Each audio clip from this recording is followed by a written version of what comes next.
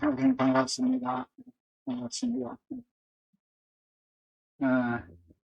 제가 목소리가 많이 안 좋습니다. 제가 몇 년 전에 갑상선도 암 수술을 했는데 성대를 조금 건드려 놔가지고 이게 아주 목소리가 골잡혀졌습니다. 그래도 이제 자세히 들으시면 들립니다. 그래서 근데 꼭 자세히 들으셔야 됩니다. 제가 집이 여기서 가깝습니다. 제가 이제 외국어대학교 그쪽에 제 아파트가 있고, 또 사무실은 여기 화랑대 서울여대 쪽에 있고, 우리 큰아들은 우리하고 같은 아파트에 살고, 우리 둘째, 셋째 아이들은 여기 중계동 브라운스톤 그쪽에 살고, 그래서 이 동네가 마치 동네 같습니다. 늘 여기 트레이더스 장을 보는데 만나교회는 수십 번, 수백 번 지나다녔죠. 그래서 특히 더 반갑습니다. 우리를 향하신 하나님의 뜻이 있습니다. 하나밖에 없습니다. 우리가 행복하게 잘 사는 겁니다. 항상 기뻐하라, 쉬지 말고 기도하라, 범사에 감사하라. 이는 그리스도 예수 안에서 너희를 향하신 하나님의 뜻이니라. 하나님의 뜻은 우리가 늘 기뻐하고 감사하면서 행복하게 사는 것입니다. 그래서 행복을 위해서 하나님은 우리에게 복을 주셔요. 그리고 복 주시기를 좋아하셔요. 그런데 우리가 복에 대해서 많은 사람들이 오해하고 있는 것이 있습니다. 복을 행운으로 이해하는 것이에요. 복을 행운으로 이해하면 어떤 문제가 생기는가 하면, 여러분, 행운은 확률이 높은 건가요? 낮은 건가요? 낮은 거잖아요. 그래서 행복을 로또처럼 생각해요. 늘 우리는 불행해야만 된다고 생각하고, 어쩌다 재수 좋은 사람, 로또 맞은 사람 같은 사람만 행복하게 사는 거다라는 이런 생각을 하는데, 그렇지 않아요. 하나님은 우리에게 복을 행운으로 그렇게 로또처럼 깔아놓지 않으시고 복을 길에다 까셨어요. 시편 128편 제가 참 좋아하는 말씀인데, 여호와를 경외하며 그 도에 행하는 자마다 복이 있다. 하나님이 그 길을 행하는 자마다 복을 주시겠다 그러셨어요. 그러니까 하나님은 복을 운에다 걸지 않으시고 길에다 까셨어요. 누구든지 그 길로만 가면 다 복을 받아요. 다 복을 받아요. 근데 복을 받지 못하는 사람은 운이 없어서가 아니에요. 그 길을 가지 않아서 그래요. 누구든지 가는 자마다 하나님은 공평하신 하나님이시기 때문에 하나님이 말씀하신 복의 길을 걷는 자에게는 하나님이 다 축복하시고 통통하게 하시고 승리하게 하시는 줄을 믿습니다. 제가 평생 예수 믿으면서 찾은 복받는 길을 저는 하나님만이 주인이시다라는 것으로 풀었어요. 오늘 여호수아가 이스라엘 백성들에게 너희들은 하나님의 백성인데 어떻게 하나님도 섬기고 이방신도 섬기고 그러냐. 이방신이 좋으면 이방신 섬겨라. 하나님이 옳으면 하나님만 섬겨야지 어떻게 하나님과 세상을 겸하여 섬기냐. 나와 내 집은 여호와만 섬기겠노라. 이게 아주 유명한 고백 아닙니까? 저는 하나님만 섬기는 것이 복받는 굉장히 중요한 길이라고 생각을 했습니다. 하나님이 우리에게 복의 길을 가르쳐 주신 것 중에 하나가 십계명이에요. 그 십계명은 복받는 길이거든요. 그런데 모든 계명을 하나님이 다 지키기를 원하시지만 하나님이 가장 지키기를 원하시는 계명은 저는 일계명이라고 생각해요. 그래서 그 일계명을 어기는 것을 하나님은 가장 싫어하셔요. 여호와 외에 다른 신을 내게 두지 말지니라. 나만 섬겨라, 나만 믿어라 하시는 것이잖아요. 성경에 보면 하나님은 또 질투하시는 하나님이라 그러시더라고요. 어느 날 그 성경을 읽다가 죄송하지만 하나님도 참 째짜시다. 무슨 사람처럼 질투를 하시냐. 그런데 그렇지 않아요. 하나님이 질투를 하신다는 뜻은 우리를 사랑하신다는 뜻이에요. 사랑하지 않으면 질투하지 않아요. 사랑하는데 내가 사랑하는 사람이 다른 사람을 사랑하는데도 질투를 안 한다. 말이 안 돼요. 말도 안 되는 소리지만 우리 아내가 딴 남자를 좋아해도 내가 괜찮을까요? 아이, 난 쿨한 사람이야. 뭐 나만 좋아할 거 있어. 괜찮아. 당신 만나고 그래도 돼. 이런 나는 관심이 없다는 뜻이에요. 질투한다는 것은요, 사랑한다는 거예요. 저한테 집착하신다는 거거든요. 그래서 저는 하나님이 질투하시는 하나님이 참 좋아요. 그런데 하나님을 질투하게 하면 우리가 복을 받을 수 있을까요? 없을까요? 없죠. 하나님이 질투하시면 복을 안 주실 거 아니에요. 그래서 하나님만 섬긴다라고 하는 일이 복을 받고 이 땅에서도 하나님의 나라를 사는 데 있어서 가장 중요한 일이라 저는 그렇게 생각을 했어요. 2001년도에 여 가까이 있는 동안교회 목사를 하다가 높은 뜻 숭의교회라는 교회를 개척하게 되었어요. 그때 제가 50이 조금 넘었을 때인데 그때 이상한 소문이 돌기 시작했어요. 김동호 목사가 큰 물줄을 붙잡았다. 그때 제가 숭의여자대학 강당을 빌려서 했는데 숭의여자대학의 그 이사장님이 엄청난 부자셨거든요. 그걸 아는 사람이 큰 물줄을 잡았다. 또 100억을 받았다. 이런 말이 막 떠돌더라고요. 별로 신경 쓸 일은 아니었는데 제가 제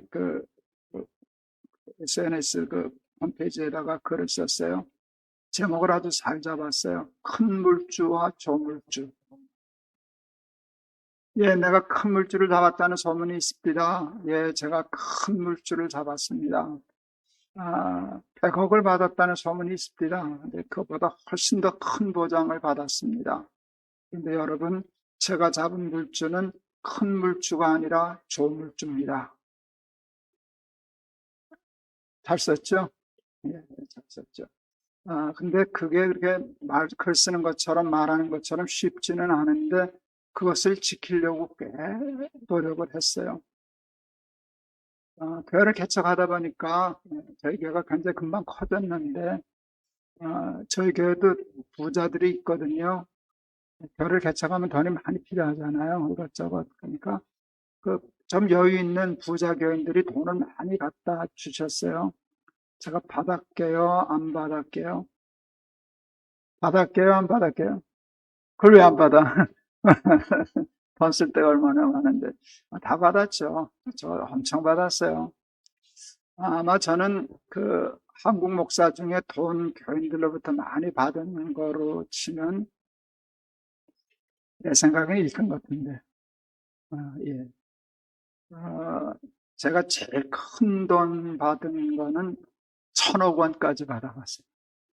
그러니까 제가 1등쯤 했겠죠. 누군지도 모르는, 저는 알지도 못하는 분인데 큰 회사 회장님이 돌아가시면서 변호사 불러다가 유언을 재산을 저한테 넘겨주셨어요. 그러니까 예, 그랬죠. 예, 교인들 중에도 뭐 그렇게 뭐 1,000억 뭐 그렇게는 아니더라도 꽤 작지 않은 돈을 갖다 주는 분들이 있었어요. 그럼 잘 쓰죠. 잘 써야 되니까. 근데 제가 지키려고 애를 썼던 것 쉽지는 않았어요. 가난한 과부의 역전 2푼 낸 헌금과 몇억 원의 헌금을 같이 취급해야지 돈만 많다고 차별대우하면 그것은 그 사람을 물주로 삼는 거잖아요. 그럼 나는 그 사람의 종이 되고 만다. 그랬어요. 처음에 교회를 개척하고 이제 운동장으로 이렇게 차가 올라오는데 어느 날 이렇게 내다보고 있는데 벤츠가 올라오더라고요. 우와, 우리 교회도 벤츠 타고 가는 게 있는가 보다. 그래서 은근히 기다리고 있었어요. 누가 어떤 사람이 벤츠 타고 오나. 그러다가 제가 깜짝 놀랐어요. 뭐 하는 짓이냐? 알면 뭐 하려고? 그 사람이 누군지를 알면 뭐 하려고? 그래서 그냥 들어갔어요. 그래서 아직도 그분이 누군지는 잘 몰라요. 근데 그런 마음이, 말은 큰 물주, 조물주 그러지만 사실은 큰 물주 있으면 쫓아가고 의지하고 싶은 마음이 있는데 그러면 하나님이 질투하신다는 거예요. 그거를 극복하지 못하고 쫓아다니고 그렇게 되면 그 사람의 종노릇하고 하나님은 질투하시고 그러면 하나님은 복을 받지 못해요. 그래서 그냥 많은 분들하고 같이 동력은 할 수 있어도 의지하고 하나님보다 더 신뢰하고 그러지는 않으려고 노력은 했어요. 저희 어머님이 98세에 돌아가셨는데 한 80 넘어서부터는 요실금 같은 게 왔어요. 그렇게 되면 굉장히 자존심 상해요. 냄새나고 그러니까. 강남 세브란스 병원에서 수술을 받게 되었어요. 내일이 수술 날짜인데 사친 동생이 전화했어요. 형, 그 고모 그 수술 받으면 안 돼. 그래서 왜 안 되냐? 우리 장모도 그 수술 받았는데 그게 뭐 생명이 왔다 갔다 하는 수술은 아니지만 그게 이렇게 성공 확률이 낮죠. 우리 동생 말대로 하면은요, 그저 방광이 이렇게 근육이 약해져서 처져서 요식음이 생기는 거래요. 그걸 정확히 올려 붙이는 수술인데 이게 1mm가 올라가도 안 되고 내려가도 안 된대요. 그게 그렇게 어렵다네요. 그래서 잘못하면 수술 후가 더 나빠지는 경우가 있다고. 그 고민 받게 하지 말라고. 그러니까 참 고민스럽더라고요. 근데 저는 가지고 있는 삶의 원칙이 있어요. 약은 약사에게, 진료는 의사에게. 내가 동생이 요하지만 동생이 전문가예요? 의사가 전문가예요? 의사. 그래서 수술을 받기로 결정을 했어요. 근데 동생 말을 들으니까 불안한 거예요. 강남 세브란스 병원에 내가 아는 의사가 있을 텐데, 아는 의사가 있으면 좀 편하잖아요. 도움도 받고. 근데 그 병원의 원목실에서 나오는 주보가 있더라고요. 그 크리스천 병원이니까. 근데 보니까 목사님이 누구고 전도사님이 누구고 그러는데 병원 원장 이름이 나와 있더라고요.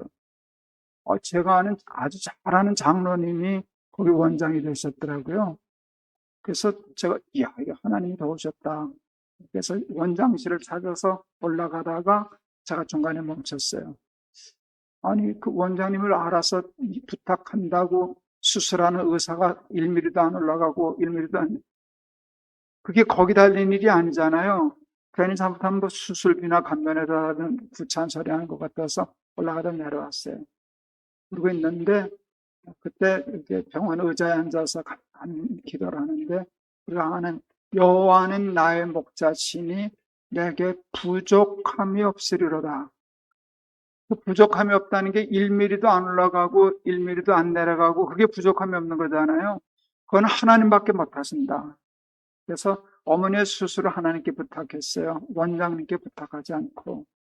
그러면 이런 일들이 제가 나름대로 하나님만 섬기겠습니다. 하나님만 믿고 의지하겠습니다. 라고 하는 나름 신앙의 고집이었어요.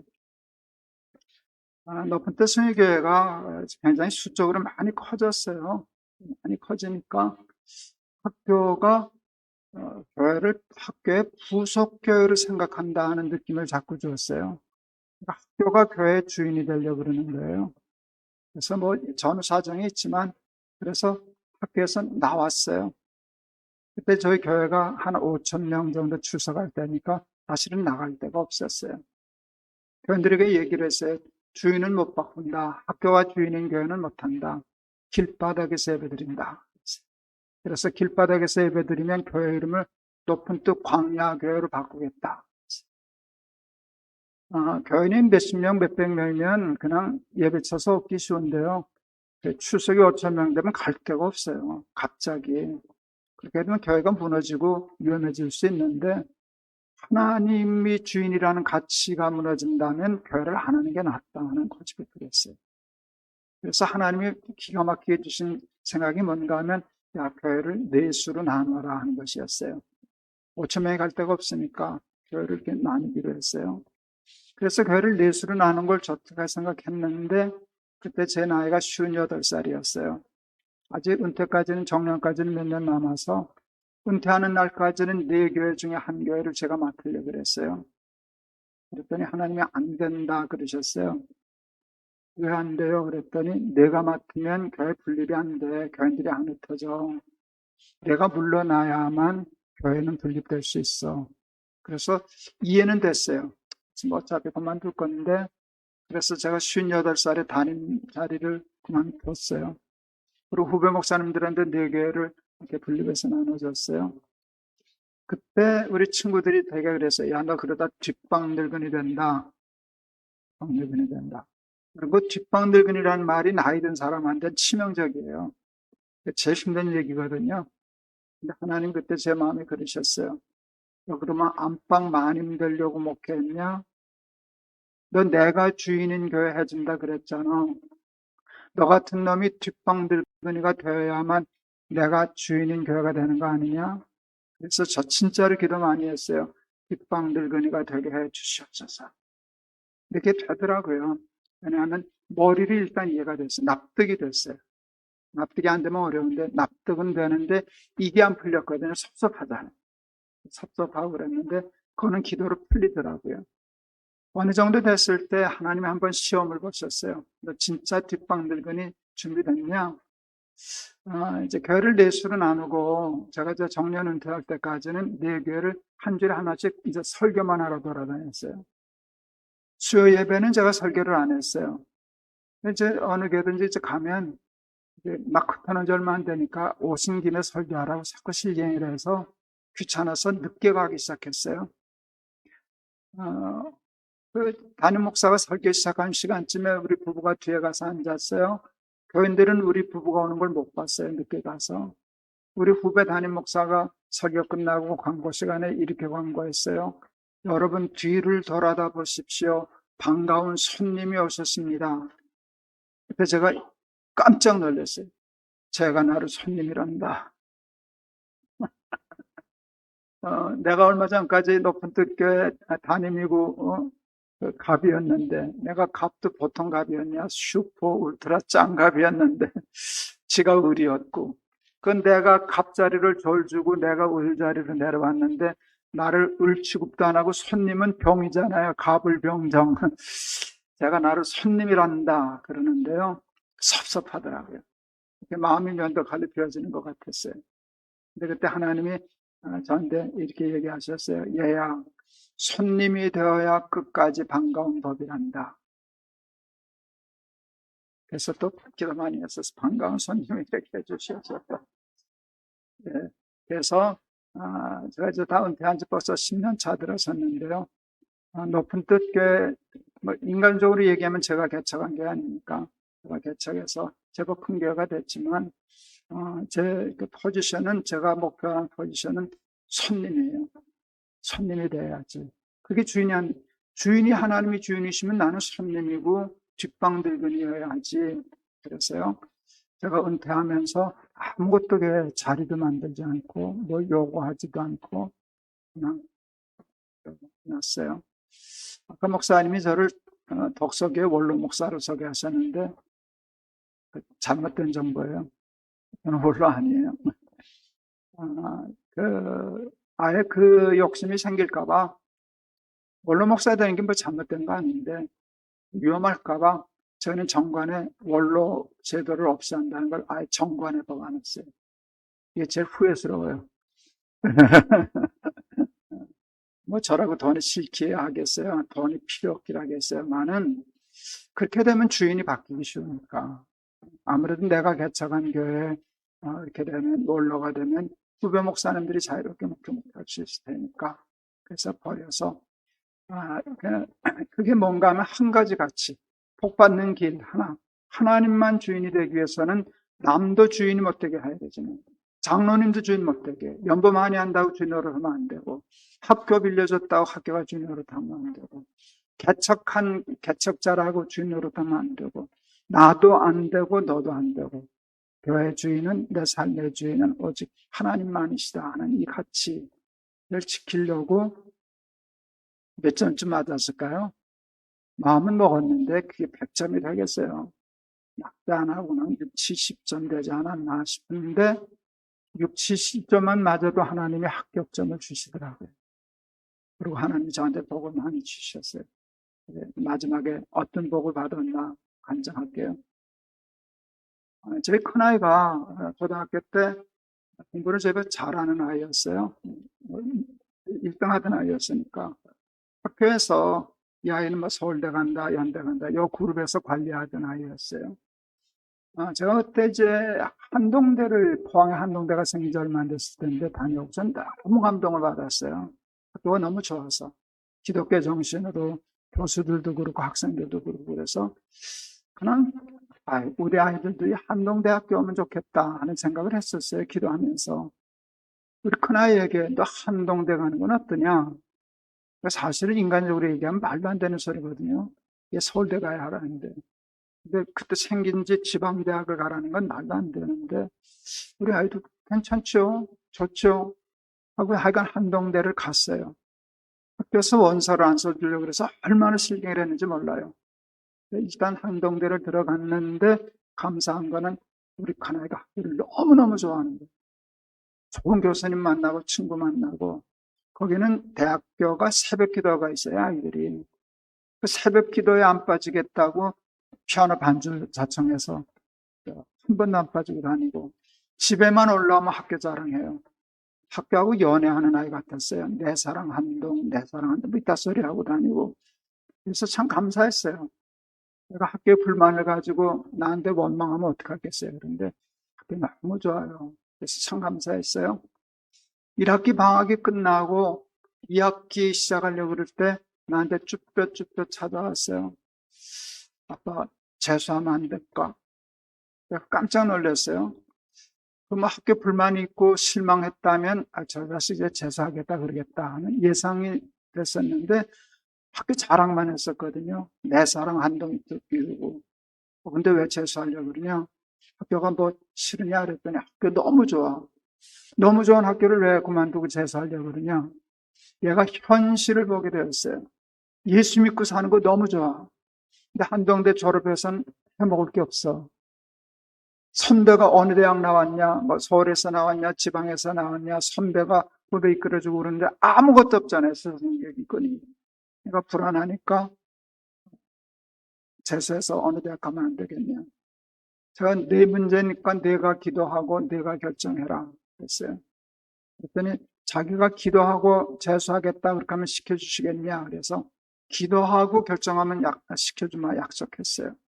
내가 배낭을 메고 사흘 기도하겠다고 기도원을 올라갔어요.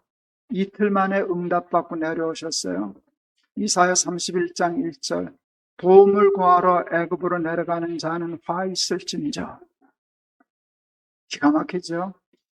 여러분 서울대학교가 무슨 애굽이겠어요만은 우리 아이가 그 학교를 가고 싶다는 것은 예수 믿는 거는 좋은데 먹고 살고 사는 데는 하나님보다는 이쪽이 더 힘이 있다고 생각하니까 그게 도움을 구하러 애굽으로 가는 거였잖아요. 우리 아이가 그걸 인정했어요. 하나님이 싫어하시고 질투하신다는 걸 느끼고 그날로 뛰어내려와서 한동대 가서 졸업했어요. 뭐 장담할 수는 없지만 그 자식 재수했으면 그 학교 갔을 거예요. 잘했었으니까. 또 그 수능도 별로 고득점자였었으니까 아마 갔었을 거라고 생각해요. 갔었으면 그 대학 나온 사람들에게 길은 정해져 있는 거예요. 넓은 길이 있잖아요. 근데 이 아이가 하나님 그 말씀 하나에 딱 접고 인생을 하나님께 걸었어요. 제가 그때 내려갈 때 우리 아이한테 그랬어요. 잘 결정했다. 나는 내가 학교 덕 보는 거 싫어. 학교가 내 덕을 봐야지. 그리고 너는 하나님 덕만 보면 돼. 저 괜찮죠? 그러니까 여러분을 걸고 얘기한 게 아니라 제가 제 아들을 걸고 한 얘기잖아요. 네, 학교 덕 보려고 그러지 말고 너 하나님 덕만 보면 돼. 인간적으로 볼 때는 희망이 없어 보이고 주량한 보이지만 하나님이 제일 큰 끈이지. 근데 저도 믿었고 우리 아이가 믿고 내려가서 한동대를 졸업했어요. 그게 뭔가 하면 인생을 하나님께만 걸고 하나님만 믿겠다라고 하는 여수화적인 신앙 고백이었다고 얘기할 수 있어요. 이 아이가 어떻게 됐는가는 조금 이따 얘기하겠습니다. 막내가 목사예요. 막내가 목사인데 얘는 이제 본래 그 패션 쪽의 일을 참 좋아했어요. 그래서 사실은 미국 와서 패션 공부하겠다고 터플 다 앉아놓고 유학 준비하다가 미국에 DTS 1년 보냈더니 거기서 은혜 받아가지고 목사가 됐거든요. 그래서 신학교를 갔어요. 참 목사들 중에 하나 또 목사 나오는 것도 감사하다 생각했어요. 부목사 생활 참 잘했어요. 설교도 잘하고 목회적인 심성이 있어요. 근데 이 자식도 어느 날 오더니 아빠 옷 가게 하면 안 될까? 이제 벌레 병이 도진 거예요. 별로 옷을 좋아하는 아이니까. 빈티지 옷 가게를 하겠다고. 제가 우리 아들이 빈티지 옷 가게를 하겠다 그럴 때까지 빈티지가 뭔지를 몰랐어요. 나는 나는 거지 같은 옷 팔아먹는 게 빈티지, 진짜로 그렇게 알았어요. 근데 그 빈티지가 영어더라고요. 제가 해석하기는 VIN, 포도 같아요. 바인. 에이지. 포도주가 오래 가면은 더 값이 나가잖아요. 이제 그런 뜻으로 해석했어요. 그러니까 명품 옷이요, 시간을 먹으면은요, 명품보다 더 고가가 돼요. 그게 빈티지더라고요. 그러니까 그 빈티지 옷 가게를 하겠다고 하면 어떨까 그랬어요. 그때 제가 목사가 무슨 옷 가게 그러지 않았어요. 저는요, 모든 직업이 다 성직이라고 생각하는 사람이거든요. 내 생각이 아니라 그게 성경의 가르침이에요. 사람들은 목사를 주의종 성직자라고 그래요. 여러분, 목사는 주의종 성직자가 맞아요? 안 맞아요? 맞죠? 목사가 성직자죠. 목사가 주의종이죠. 저는 제가 성직자라고 생각해요. 그리고 주의종이라고 생각해요. 그런데 성경은 목사만 주의종 성직자라고 그러지 않아요. 너희는 택하신 족속이요 왕 같은 제사장이라. 그럴 땐 너희는 목사만 얘기한 게 아니라 여러분을 다 포함하고 있는 거예요. 저와 여러분을 다 포함한 너희는 택하신 족속이요 왕 같은 제사장이라. 저는 그래서 모든 직업에 충실하는 것이 목사가 목사 일에 충실하는 것과 똑같은 성직이라고 생각했어요. 제가 교회를 개척하고 얼마 안 됐을 때 예배 끝나고 교인들하고 인사하는데 어느 분이 악수하면서 목사님 이번 주에 김천 내려오시죠? 예, 제가 김천 집회 약속했습니다. 저희들이 김천에서 올라오거든요. 김천에서 다니는 교인이었어요. 그래서 명함을 하나 주면서 저희 집에 잠깐 들러주실래요? 그래요. 보니까 고령 설렁탕이라고 하는 설렁탕 집을 하는 교인이셨어요. 제가 약속하고 바로 거기를 갔어요, 저녁에. 왜 갔을까요? 가까운 교회 다니라고. 김천에서 여기 오더라고. 그걸 매주 오냐고 애들 데리고. 그리고 김천에 있는 교인들이 얼마나 속상하겠냐고. 그랬더니 이분이 내가 그런 얘기 할 줄 알고 미리 입막음을 하더라고요. 목사님, 저는 미식가예요. 어디 밥이 맛있다면 서울도 가고 경주도 가는데 밥 먹으러도 서울 가는데 예배 드리러 왜 못 가요? 말이 맞더라고요. 그 다음 말이 기가 막혔어요. 목사님, 저는 설렁탕 한 그릇을 끓여 팔아도 예수님 대접하는 마음으로 끓여요.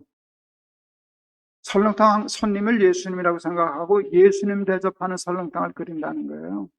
그래서 모든 재료를 최고로 쓴다는 거예요. 김치 담글 때 마늘을 찐 마늘을 쓰잖아요.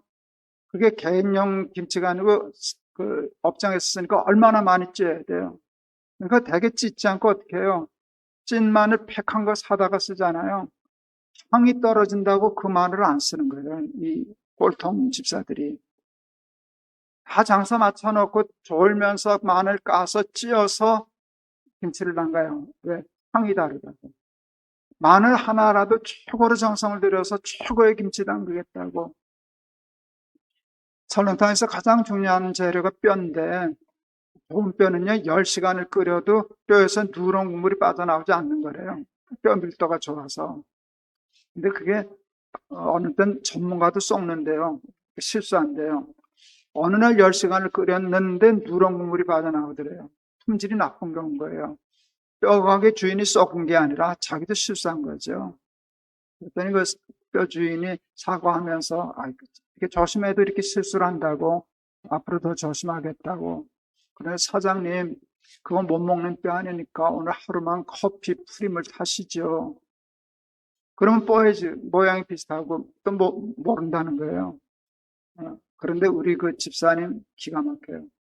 그 다음날 가게 문 닫았대요.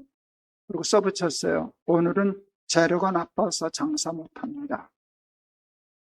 그래서 다른 교회는 뺏겨도 이 교회는 안 뺏긴다 생각하고 그분 열심히 이제 그 아이들까지 우리 교회 잘 다녔는데 그런 분은 또 하나님이 일찍 데려가셔요.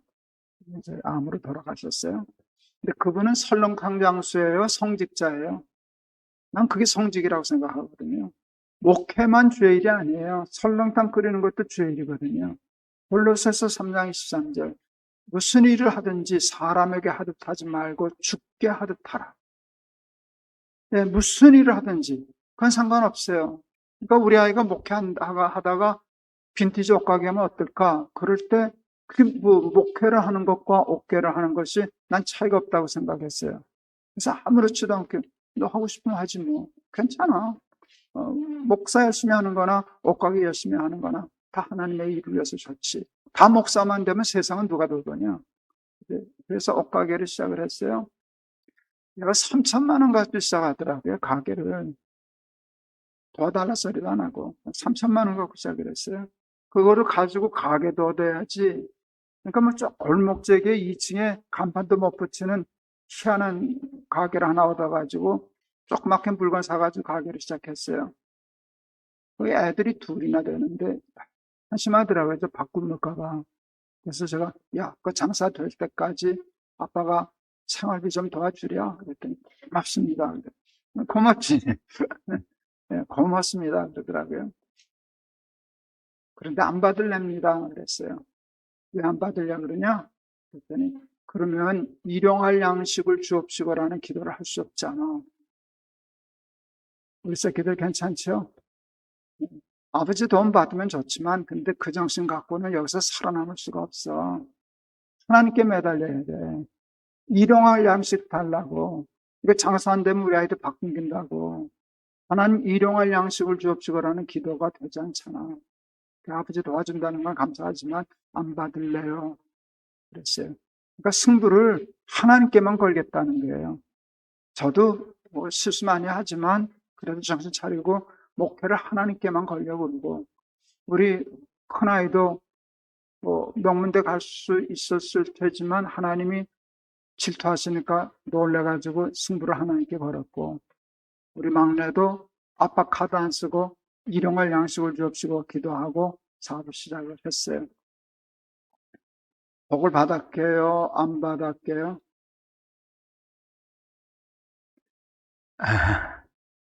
받았죠.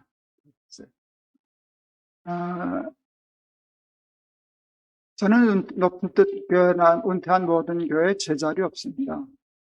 뭐 당연히 없죠. 은퇴했을 때 노회에서 공로 목사 해주겠다고 추대를 해주시더라고요. 그래서 사용했어요. 내가 어떤 것도 은퇴한 후에 타이틀 걸지 말아라. 하지 말아라. 목회를 했다고 거기다 공로를 붙인다는 게 얼마나 크냐. 내가 무슨 공로가 있냐. 내가 공로가 있으면 은혜는 없어지는 거잖아요. 내 공로로 한 거니까. 그래서 사용했어요. 물론 원로 안 했어요. 그리고 어떤 자리도 만들지 않았어요. 아내가 제가 은퇴할 때 저한테 이런 질문을 했어요. 그때 교회가 넷으로 나눴을 때인데, 당시 은퇴한 후에 네 교회 중 한 교회가 문제가 생겼어. 당신이 개입하면 해결이 돼. 왜? 당신 교인들이 당신 좋아하니까. 근데 당신이 개입하지 않으면 교회가 싸워서 깨지고 무너질 수도 있어. 어떡할래? 나 개입 안 할 거야. 그러면 교회가 깨질 텐데, 그때 제가 이런 얘기를 했어요. 좀 험한 얘기를 했죠. 세고 센 게 교회인데 뭐 높은 뜻교회 하나 없어진다고 큰일 날 거 있냐.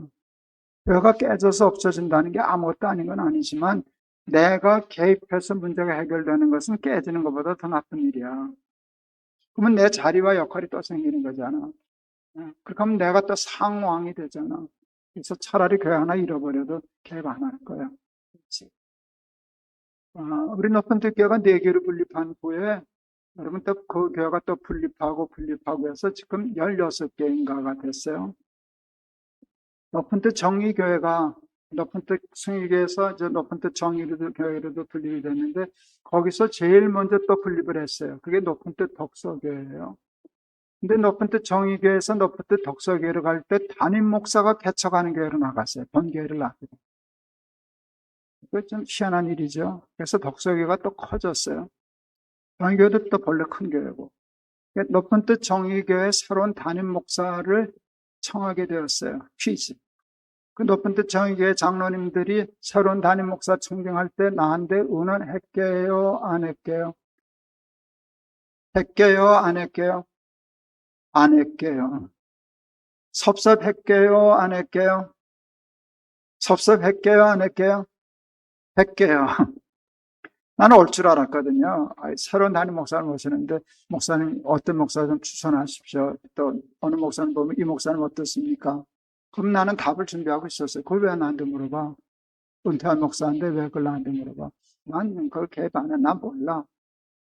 그런데 이 인간들이 와서 물어봐야 대답을 하지.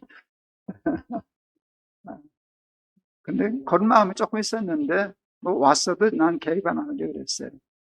근데 새 목사님 오신 후에는 인사는 하러 왔더라고요.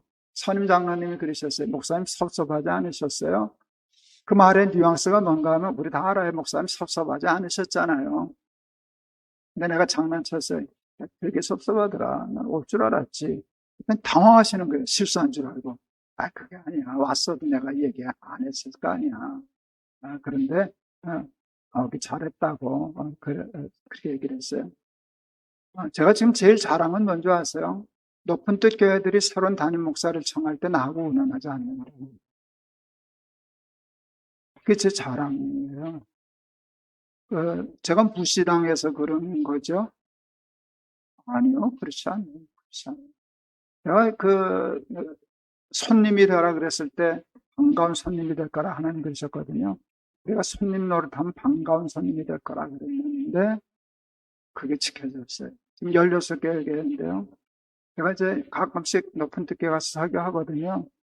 제가 가면 우리 후배 목사님들과 교인들이 나를 반가워하게요, 안 하게요? 되게 반가워해요. 내가 뭘 안 그러니까. 우리 목사님들한테 가타부터 일자관계를 안 하니까. 이제 네 목회지 내 목회냐. 높은 뜻을 하든지 넓은 뜻을 하든지 나는 높은 뜻을 했다. 너는 넓은 뜻이 좀 넓은 뜻을 해라. 네가 하나님 종이지 내 종이냐. 일제관계 안 하거든요. 그러니까 오면 반가워하더라고요. 제가 만일 주인 노릇 했다 하려고 했으면 제가 만나기 위해서는 주인 노릇 못해도 높은 뜻 교회에서는 쉽죠. 거기 있는 목사들이 다 나한 데서 10년, 최소한 20년 이상 부목사, 전도사, 어떤 목사는 대학생 때부터 있던 청년 출신인데 제가 주인 노릇 못하겠어요. 내가 주인 노릇을 하면 반가운 것을 잃어버려요. 저런 거 왜 자꾸 우리에게만 오냐. 딴 데선 가지. 그럼 그렇게 되면 얼마나 비참해지는 거예요. 자리를 욕심내지 않았더니 영광스러운 자리를 주셨어요. 보이지 않는 자리. 반가운, 그래서 감사하고요. 원로 목사 목사는 바람에 제가 지금 쫄딱 망해서 가난해서 쩔쩔 매고 살겠죠. 그러면 높은 뜻 교회에서 원로 목사 봉급 줬으면 만만치 않을 거 아니에요. 작은 교회 아닌데. 그거 포기하는 게 아무것도 아닌 건 아니었지만 저 가난하지 않아요. 신기해요. 내가 생각해도 신기해요. 저 오늘 여기 올 때 벤츠 타고 왔거든요. 사실 교회급 집회 올 때 벤츠 끌고 오는 게 참 힘들어요. 한 번씩 쳐다봐. 목사가, 은퇴한 목사가 벤츠 타고 다닌다고. 근데 아들이 사줬는데 지금 자랑하는 거예요. 몇 년 전에 이제 벌써 3년 됐나? 제가 어디 외국에 나가 있었는데 우리 아들놈이 메일이 보냈어요. 아빠 차 사다 놨어. 아빠 주차장 갖다 놨어요. 하고 사진 찍어 보냈는데 벤츠였어요. 아유, 자식들, 누구나 보고 사지. 저걸 내가 어떻게 타고 다니려고. 사람들이 뭐라 그럴 텐데. 제가 그래서 그냥 페이스북에다 올려놨어요. 또 좋기도 좋으니까. 봐달라고. 아들이 사준 차니까 좀 봐다. 댓글 엄청 달렸어요. 뭐, 괜찮다고 이해한다는 것도 많았지만, 내가 잊혀지지 않는 댓글, 존경했었는데. 그래서, 그러거나 말거나 존경하지 말아라. 난 타고 다닌다. 우리 아들이 사준 차인데. 여러분, 제일 좋은 차가 무슨 차인지 아세요? 아들이 사준 차예요. 아들이 사준 벤츠 타고 다니면 괜찮잖아요. 그거 욕심내지 않았는데, 그거 욕심내면 나도 뭐 원로 목사 대받았으면 내 돈으로도 벤츠 살 수 있었겠지. 포기했더니, 그게 별거는 아니지만, 그래도 별것이 아닌 것도 아니잖아요. 그러니까 내가 포기했다고 없어지는 게 아니더라고요. 하나님 더 좋은 것으로, 좋은 방법으로. 여러분, 교회가 사준 벤츠 탄 것보다 아들이 사준 벤츠 탄 게 훨씬 중요해요. 그렇죠. 그러니까 제가 그렇게 산다니까요. 그래서 자리도 안 뺏겼죠. 더 좋은 자리 얻었죠. 경제적인 것도 손해나는 줄 알고 그래 했는데 하나님 더 좋은 것으로 채워주셨으니까 하나님만 주인으로 삼는데 인간적으로도 손해볼 거 없다. 하나님이 더 좋은 것으로 주시더라. 그것만 주시나 하나님 나라도 주시고 세상 나라들 더하여 주시잖아요. 둘째 아들 서울대 포기하고 한동대 갔잖아요. 뭐 여러 가지 과정이 있는데요. 걔 지금 서울대 교수예요. 말이 안 되는 소리죠. 얘 유학길을 가는데 기가 막힌 길을 인도하셨어요. 유학 가기 전에 10개 대학을 나한테 뽑아다 기도해달라고 그랬어요. 근데 우리 한 3개 대학은 자기 실력으로는 조금 못한 대학이고, 또 몇 개 대학은 자기 실력에 맞는 대학이고, 혹시 몰라서 자기 실력보다 좀 낮은 대학도 몇 개 넣었다고 기도해달라고. 아이들이 기도해달라고 그래서 참 기뻐요. 전 그렇게 하면 기도문을 작성하고 100번을 기도해요. 우리 아들 어느 대학 갈게요? 그 중에 제일 꼭대기 대학 갔어요. 걔 실력으로 갈 수 없는 대학을 하나님도 하시더라고요. 소위 말하는 아이빌리그 대학을 갔어요. 거기서 박사학위까지 잘 마쳤어요. 세종에 있는 KDI 스쿨 교수가 되었어요. 요즘 박사돼도 교수 자리 쉽지 않아요. 저는 박사 후 과정, 포닥이라고 그러죠, 보통. 포닥하는 중간에 교수가 됐어요. 길이 잘 풀렸어요. 그 KDI 스쿨이 너무 그 젊은 교수한테 잘하는 게 선배들이 좋은 논문 쓸 때 끼워주고, 그래서 굉장히 유명한 세계적인 학회에 발표도 하게 하고, 학교도 연구비 마음껏 지원해주고, 그래서 야, 너무 좋은 학교 갔다. 나 학교 신세 많이 졌다. 어느 날 오더니 아버지 서울대학교에서 오라는데요. 그래서 어떡할까요? 그때 제가 그랬어요. 서울대학교 교수가 좋지만 KDI 스쿨에서 얼마나 내가 신세를 졌는데 좋은 대학에서 오란다고 혹하다 가냐, 의리도 없이. 그랬더니 우리 아들은 그렇죠 하고 안 갔어요. 우리가 그런 집안이라니까요. 사람이 의리가 있지. 그래서 진짜 우리 아들 안 갔어요. 다음에 오더니 아버지 또 오라는데요. 자기가 안 갔기 때문에 학교가 교수를 그 자리를 안 뽑았대요. 이번에도 안 오고 안 뽑으면 자리가 없어진다고. 그래서 갔어요. 서울대학교 교수 임명장 총장으로 제가 봤는데 그 임명장을 볼 때 하나님 제 마음에 그러셨어요. 나 하나님이다. 나 하나님이다. 내 아이가 대학교 1학년 때 꿈에 같은 1학년이 내가 한마디 했더니 그 말에 자기 인생을 걸더라. 너 아들 서울대학교 갈 수 있었을 거야. 거기 가면 거기 보장된 길이 그 눈에 보이는 길이고 내에게는 믿어야만 보이는 길인데 나를 믿는 길에 인생을 걸더라. 그래서 우리 아이는요, 자기 실력도 있고 노력도 했지만 자기 실력과 노력을 뛰어넘은 삶을 살아요. 자랑하는 김에 조금 더 해도 괜찮을까요? 서울대학교 교수가 몇 분이나 되실까요? 내가 물어봤더니 한 2, 3천 명 된대요. 교수가 그렇게 많아요. 이거 얼마나 대단해요. 그런데 거기에 무슨 학장, 총장을 비롯해서 임원급이라고 할 수 있는 부처장은 한 30명 정도 된다 그래요. 근데 우리 아들이 거기 껴 있더라고요. 신기하죠. 밤낮 총장하고 회의하는 그 그룹에 들어갔어요. 오늘도 카자흐스탄 갔어요. 걔는 국제부라나 뭐라나 거기 이제 차장을 맡았어요. 그러니까 학교가 국제적인 일을 하는데 대표는 우리 아들. 지방대학이잖아요, 인간적으로 얘기하면. 한동대학 출신이 서울대 교수 된 것도 납득하기는 어려운데 수천 명 교수 중에 그래도 20, 30명 안에 들어있다는 게 나 하나님이야 그러십니다. 내 아들이 나한테 인생을 걸더라. 그러니까 세상에 갈 수 있는 길과 다른 길로 인도하시는 것. 우리 아들은 저한테 그 증인이에요. 막내 장사 잘하고 있을까요? 일용할 양식을 주옵시고 기도 못하잖아. 그러고 장사하는 놈이에요. 9년째 됐는데요. 지금 가게가 한 3개 정도 되는 것 같은데요. 이것도 기적이죠. 9년 동안 단 한 달도 적자 본 일이 없어요. 그리고 이제 그 세계적인 어떤 브랜드들이 한국에 이제 새로운 그 계약을 하고 같이 협업을 하려고 그럴 때 1등으로 꼽는 데 중에 하나가 우리 아들이에요. 그래서 굉장히 잘 나가고 있어요. 그 종편 프로그램 중에 서민갑부라는 프로가 있잖아요. 서민갑부. 그 작가가 그 출연해달라고 제안을 했대요. 야, 널 다 나오라고 그러더니 서민갑부? 그랬더니 근데 안 나가기로 했어요. 그래서 왜 안 나가냐 그랬더니 서민은 맞는데 아직 갑부는 아니잖아. 우리 집에서 아마 갑부가 나온다면 그 자식일 가능성이 많죠. 근데 그게 승부가 어디서 걸렸겠어요? 여러분, 아버지 돈 좀 쓰는 거야 무슨 큰 문제가 되겠어요. 압박하던데. 그런데 우리 아들 정신은 좋잖아요. 그렇게 살면 뭐 아버지 돈 받아서 나쁠 건 없지만, 그러면 하나님 앞에 기도가 딸리지 않냐는 거예요. 다급함이 없으니까. 하나님이 일용할 양식을 주옵시고, 하나님께 한번 승부를 걸어보겠다고. 그게 하나님만 섬기겠다는 거거든요. 하나님도 섬기는 건 누구나 다 해요. 우리도 하나님은 섬기거든요. 세상도 섬겨서 문제지.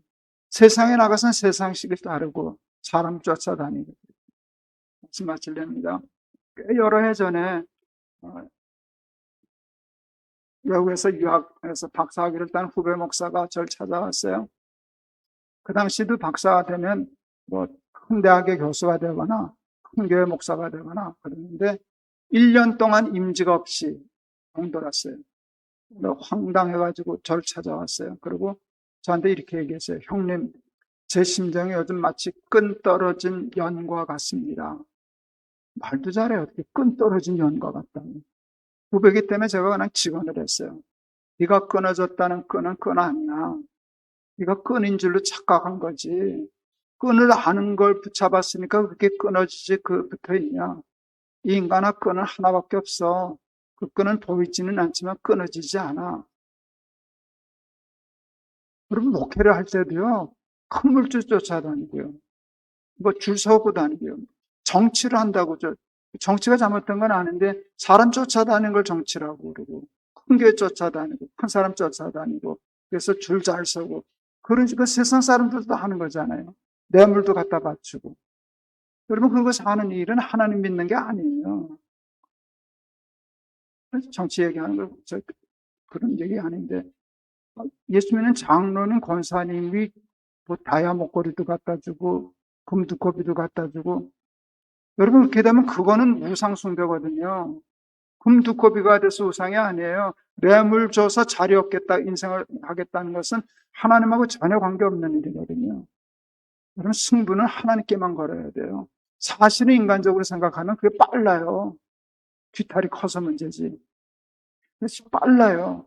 하나님은 보이지도 않아요. 다급할 때. 그렇지만 보이지 않은 하나님만 섬기고 인생의 실제 승부를 하나님께만 걸고 큰 물질 쫓아다니지 말고 저물주 믿고 살고 도움을 구하러 애굽으로 가지 말고 하나님께만 인생의 승부를 걸고 애비가 도와준다 그래도 일용할 양식을 주옵시고 기도 못하잖아. 난 하나님께만 승부 걸고 장사할 거야. 그런 믿음으로 살면 하나님께서 여호와를 경외하는 자마다 그 도에 행하는 자마다 형통케 하리라 하신 복의 증인들 다 되실 줄을 믿습니다. 예수 믿는 게 쉬워요? 안 믿는 게 쉬워요? 예수 믿는 게 쉬워요? 안 믿는 게 쉬워요? 믿는 게 쉬워요. 몇 년 믿다 때려치실 거예요? 죽기까지 믿기는 믿으실 거예요? 믿지 말라고 그렇게 하면 큰일이죠. 우리 죽을 때까지 믿을 사람이잖아요. 근데 죽을 때까지 믿는 것도 중요하지만 제대로 믿는 게 중요합니다. 한번 믿음의 생명을 걸어야 돼요. 죽으면 죽으리라라고 하는 결단력이 있어야 돼요. 하나님을 믿으면 하나님만 믿어야 돼요. 우리는 돈도 믿고 사람도 믿고 인간의 부조리한 꾀도 믿고 뇌물도 믿고 세상의 악한 방법 수단도 그 꾀를 부리고 수를 부리잖아요. 그게 다 우상이거든요. 하나님 앞에 하나님의 식과 법 고집하면서 죽으면 죽으리라, 굶으면 굶고 하나님 일용할 양식을 주옵시고라고 그렇게 예수 믿어서 하나님 그 도에 행하는 자마다 복이 있도다 하는 말씀의 증인들 되는 우리 만나교회 교인들 다 되시기를 축원합니다. 기도하시겠습니다. 하나님, 우리 사랑하는 만나교회 교인들 하나님만 믿는 사람 되게 해주셔서 하나님이 약속하신 복의 주인들 다 되게 하옵소서. 예수 그리스도 이름을 받들어 기도하옵나이다. 아멘.